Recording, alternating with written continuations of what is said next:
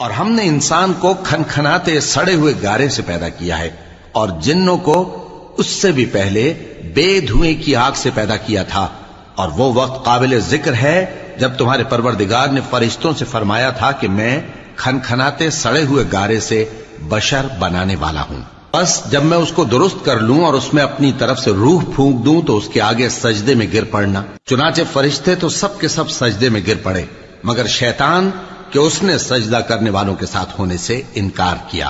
فرمایا اے ابلیس، تجھے کیا ہوا کہ تو سجدہ کرنے والوں میں شامل نہ ہوا؟ اس نے کہا میں ایسا نہیں ہوں کہ انسان کو جس کو تو نے کھنکھناتے سڑے ہوئے گارے سے بنایا ہے سجدہ کروں۔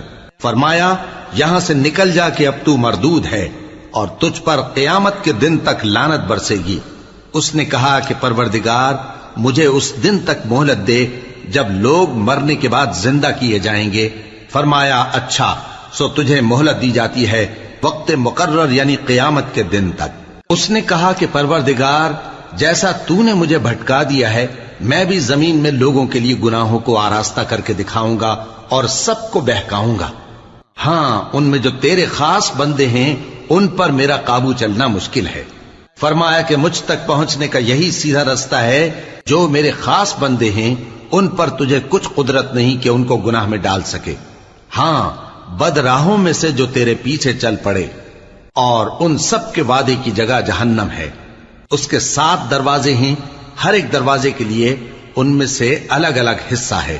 جو متقی ہیں وہ باغوں اور چشموں میں ہوں گے، ان سے کہا جائے گا کہ ان میں سلامتی اور امن و اطمینان سے داخل ہو جاؤ، اور ان کے دلوں میں جو کدورت ہوگی ہم اسے نکال دیں گے، گویا بھائی بھائی مسندوں پر ایک دوسرے کے سامنے بیٹھے ہوں، نہ ان کو وہاں کوئی تکلیف پہنچے گی اور نہ وہ وہاں سے نکالے جائیں گے۔ اے پیغمبر میرے بندوں کو بتا دو کہ میں بڑا بخشنے والا ہوں، بڑا مہربان ہوں، اور یہ کہ میرا عذاب بھی درد دینے والا عذاب ہے۔